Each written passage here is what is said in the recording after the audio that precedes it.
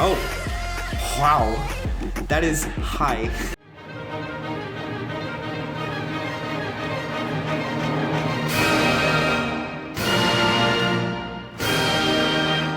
Hey Teeny, before diving into our reaction to ATEEZ's Horizon, check out our description for a link to a 2-month free trial to Skillshare, who is sponsoring this video. You might be wondering what Skillshare is, and it's actually a thing that I've been spending a lot of time on recently to develop new skills and hobbies. Skillshare is an online learning platform with structured video lessons on thousands of topics. You can learn how to dance, produce music, learn more about music theory so we're not just spitting out gibberish in these videos. You can even become a pirate!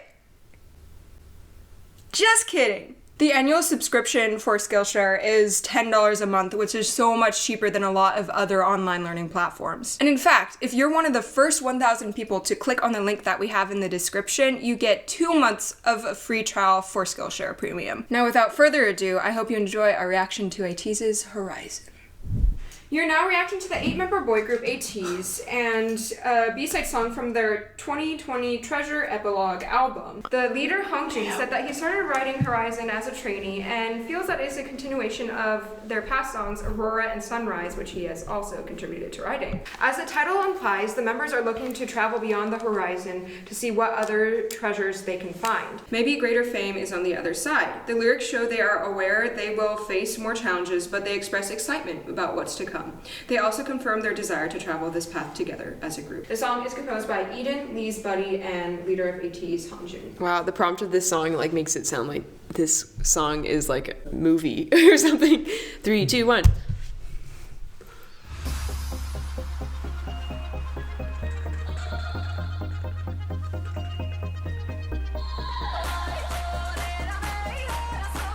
I really like that.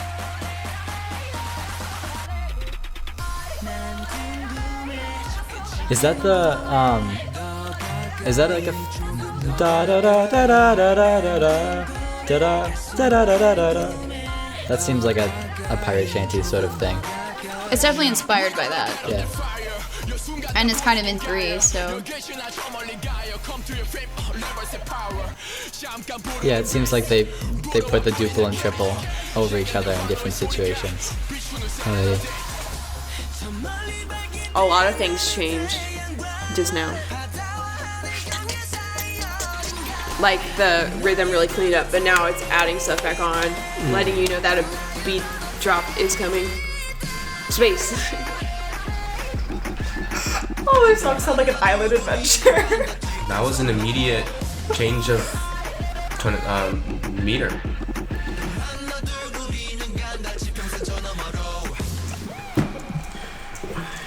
See,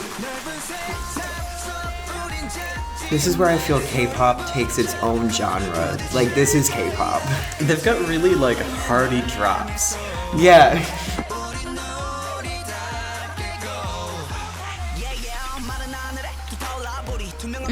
Halftime. 1, 2.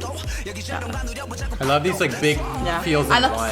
Like, it's so good. Yeah, I love how the beat slowed down, but like his rhythmic play sped up. So it gave it, Ooh.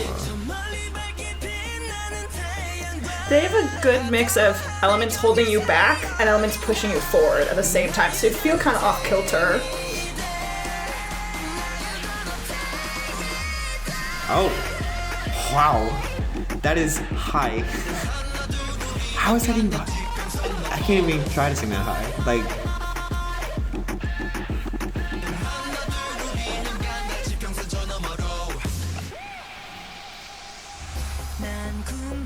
Wow, we just went duple. Very duple. Yeah. This is like the bridge. Yeah. I like that little like thing in the background. ReacttotheK.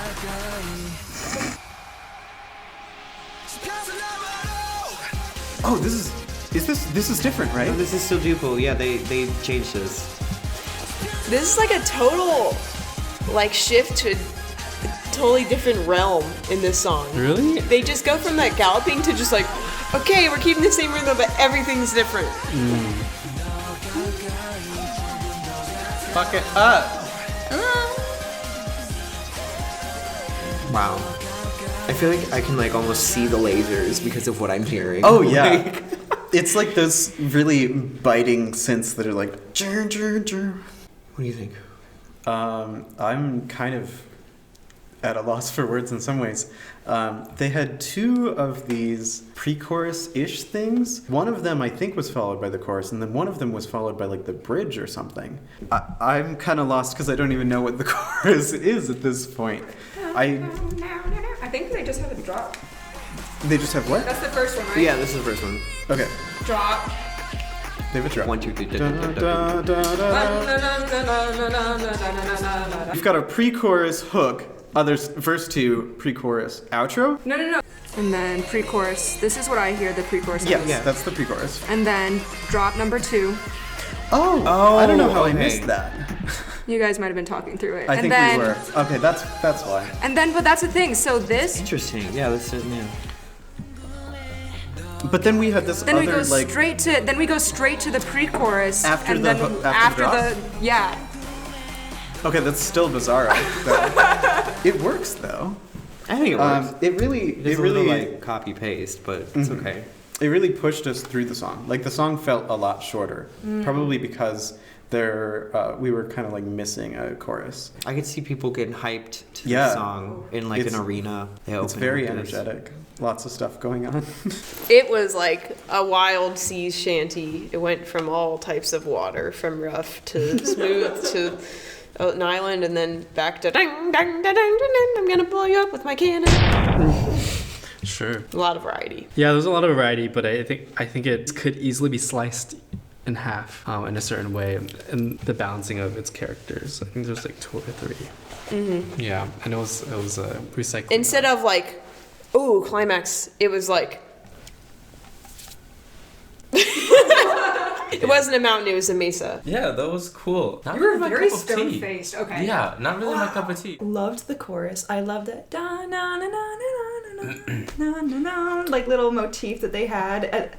Like as soon as that came in the intro, I was like, oh, I love that. But I don't know if I liked the verses because the voices are what was holding you back. While like the 8th notes were kind of pushing you forward, and you're like, so you're just kind of like swaying there, and you're like, what's gonna happen? And the drop comes, and you're like, oh, here we are. But Because the voices were like more melodic and drawn out. yeah, kind like they were just a little slower. Okay, so you like that contrast? I like that contrast. I think it's a little hard to dance to though. Like when you're like trying I to get vibe that. in your room, you're like, where did we just go? But then the chorus comes and you're like, here we are. 10 out of 10 would listen again. Also, like literally all of their music that we've listened to, I feel like it just feels like an island adventure, like on a boat sailing somewhere. For some reason, I can't get out of my head like Minecraft Let's Play. When I listen to this, it feels very like intro / like a montage reel, and this is playing in the back like some. Oh, EDM that makes dubstep. sense. You know what Yeah. I mean, yeah. Yeah. Like that's what I It's mean by some kind of, not video dancey, but it's game. just kind of like Yeah. there and really. Also, I just Cool got hit feeling. with like nostalgia vibes, like while we were listening Really? to this, and then you're back. I think I was like, I was like, this is why I do this. I just do this for that.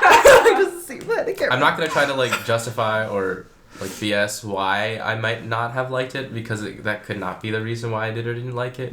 But I did think they were doing some cool stuff as far as just their choice for meter. I think jumping right into a meter change has its merits. I don't know whether it didn't really bother nor not bother me. I just pretty much as soon as it started and like into the first chorus, I already kind of knew like it's not really my cup of tea. Okay. But I like what they're doing. And then I did like them near the last chorus where they kind of made it halftime, I'll say. Well, there's this like I think a piano or some kind of synth going it always succeeds, and then that last part is like bop, bop, bop, bop, bop, bop, bop, but they were just doing 8th notes, so it kind of felt sort of halftimey, but it felt more, I think, broad in that amount moment, and that was a good change. But generally the sound I just wasn't really into. You know, it'd be interesting. There was on the Abbey Road album, the new like version that they just released. They have the strings parts isolated for Something and Golden Slumbers. It'd be really interesting to hear just their vocal lines isolated from the rest of the track because they're so intricate and it almost carries like the entire progression and like a lot of the energy of the song just in their vocal lines in terms of like how complex they are and how much stuff is going on. So I would actually want to hear that song, but just the vocals, and probably enjoy that just as much.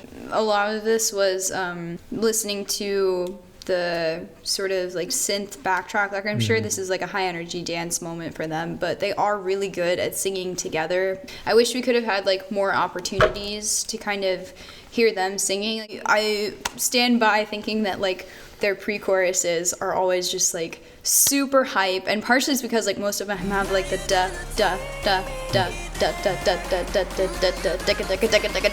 da da, and so like having that sort of like drum beat, like getting faster and like faster. A metric crescendo. Yeah, it's a rhythmic Yeah, crescendo. sure. Yeah. So it kind of like gets you in, but then they always have like this break right before the chorus lands, and then the last time around there's usually like an even bigger silence, like a pause before the last section comes in, and it's just like very effective doing So it. this is a live performance. Yes. So they promoted this along with their title track. So this is a B-side song, and they had choreography for it, so they performed it live. Oh, cool. So this is a dance track. Yeah, that's what I figured. Oh, the singing? I love his hair. Is that Hamjun. Hamjun? It's Hamjun. Cool.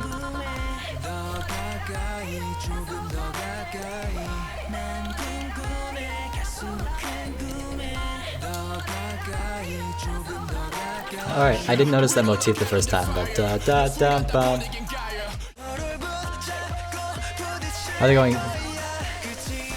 Oh, I like that progression. I don't think we've heard that very much before.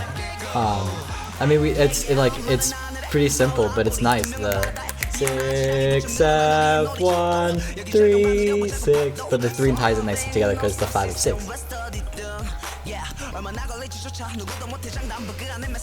Who's that? Hamjun. I like him. We all do. That synth riff must have taken the producers forever to figure out. The over F minor. Very cool.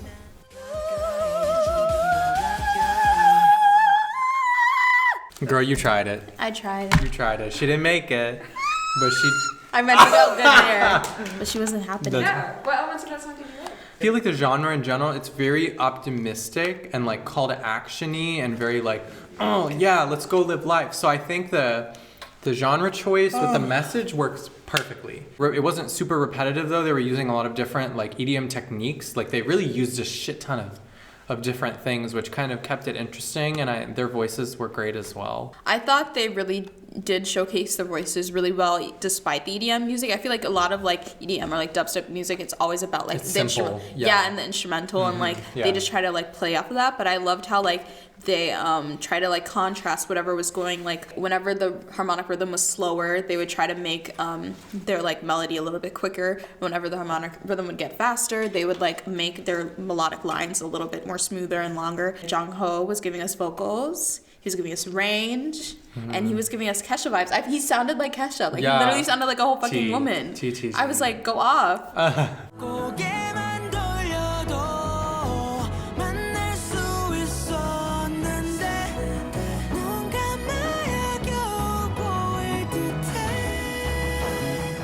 Yeah, it's ATEEZ. Horizon. Flexible. Oh my god. Yeah, man. You do yoga, right? Yeah. Ah.